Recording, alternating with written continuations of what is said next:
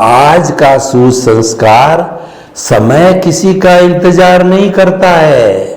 हम तो एक दूसरे का इंतजार कर लेते हैं। पत्नी काम कर रही है और 5 मिनट का उसके पास समय अभी शेष है, उसको आपके साथ चलना है तो आप 5 मिनट वेट कर लोगे, दोस्त के लिए कर लोगे, माता पिता के लिए कर लोगे, किसी के लिए वेट कर लोगे।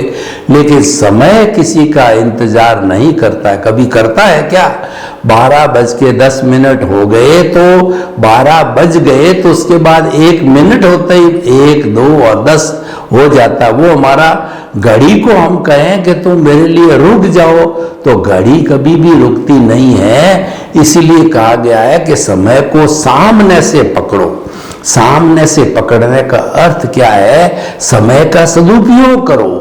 इसीलिए कहा गया है कि टाइम इज मनी।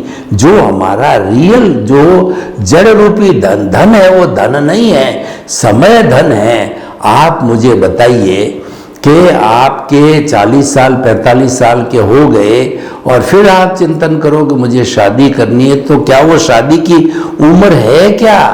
आप 70 साल के हो गए और कहते हो कि मुझे बिजनेस करना है, तो बिजनेस करने की उम्र है क्या? नहीं उम्र है। जो है आपकी बरसात ऋतु वगैरह सब निकल गई और आप कहते हो मुझे फसल बोनी, तो फसल का समय है क्या? नहीं है।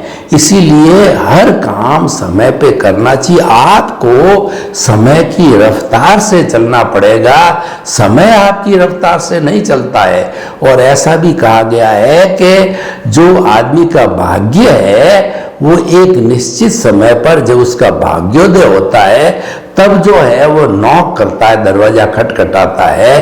भाग्य जो है दरवाजा खटखटाता है। वो आप अगर समझने वाला व्यक्ति होता है तो समझ जाता है कि भाग्य अब मुझे फेवर कर रहा है, मुझे अच्छा कार्य कर लेना चाहिए। तो इसीलिए जो है समय जो है वो किसी का इंतजार नहीं करता है।